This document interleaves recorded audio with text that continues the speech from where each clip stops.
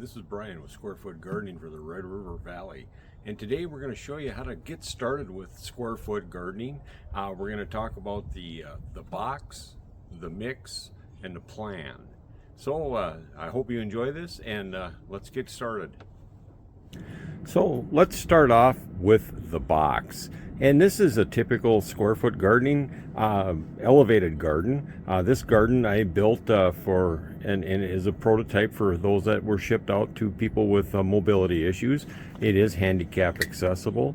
It's roughly 2 foot square, about 35 inches tall to the top, 27 inches to the bottom of the box, and it allows enough clearance for a wheelchair.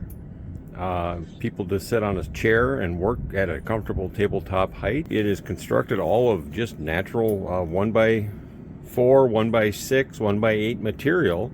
I do have a tin bottom. I use roofing tin in my gardens.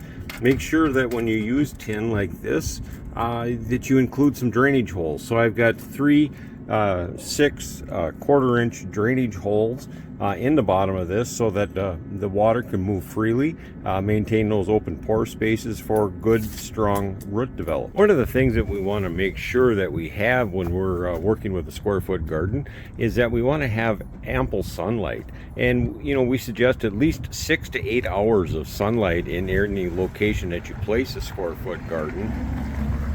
In this situation here, this is on a southern exposure along a fence. It's going to absorb some good sunlight. We're going to see that strong 6 to 8 hours of sunlight. The next thing we want to do is we want to make sure and level the surface where we're going to be placing a garden so that we get even flow of water distribution. We don't get things pooled and puddled, and making sure that we have everything nice and level. Let's go ahead and get our box moved in. So we've placed our box.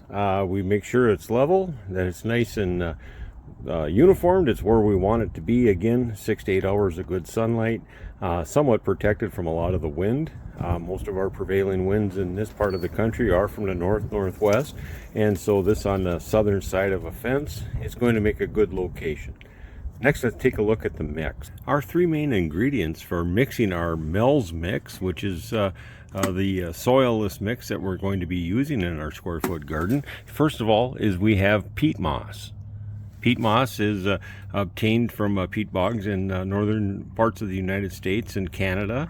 Then we also have compost. This is typically I make my own compost. I encourage you all to try to work on making compost yourselves too. But if you're going to buy compost from a big box store, try to buy from 3 different suppliers so that we get a little diversity in our compost. And then the final ingredient that we have is vermiculite. And vermiculite is an expanded mica. It's very absorbent. It helps to hold water and then strategically release water. Our compost provides structure for the soil, and it also provides the nutrients that our plants are going to need to be good and healthy. And then of course our peat moss is there again to act as a soil lightener, help to maintain structure within the soil. Some alternatives that we can use: instead of using peat moss, we can use coco coir. Generally it comes in a compact dried brick, and we have to break it up. And if we look at that, it's very similar in structure to the peat moss that we have. It's a little bit more expensive than peat moss, but it is a renewable resource completely. And then also the vermiculite, if you can't access vermiculite, or if you're concerned about vermiculite's history, which all of our vermiculite right now that's available for the public is certified asbestos free. But if you still have concerns, perlite is available. Perlite is got a lot of different texture to it. It's lighter, it will float. It feels gritty, kind of sandy. It will blow, but it is a suitable alternative. It'll hold and release moisture into the soil as we need. So our general blend of the 3 main components, peat moss, vermiculite, and compost, we mix in 1/3 each by volume. So a pan of this, a pan of that, and a pan of this, and just mix it up. You can put it on a tarp, roll it back and forth. Makes a good mixing tool, and we get that into our garden. So let's go ahead and get our garden filled.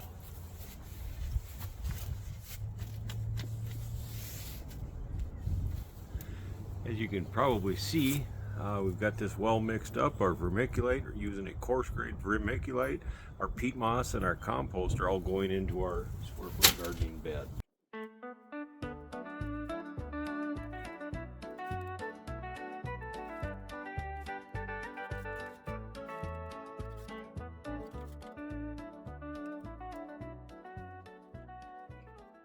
So we can see that we've got our bed filled. We've got our Mel's Mix in there, our 2 foot by 2 foot or 4 square foot bed.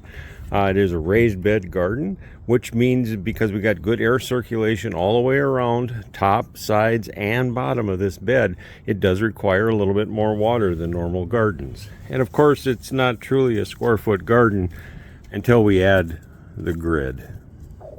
And so now we've got 4 square foot grids to work in, and we can have 4 different varieties of vegetables or flowers or herbs, whatever you'd so desire to grow in here. And we'll get going with that here in the next video. If you've enjoyed this video, I hope that you will subscribe and like, and if you got any comments on square foot gardening, please leave them below. I'll get back to you. Thanks, and keep those fingers dirty.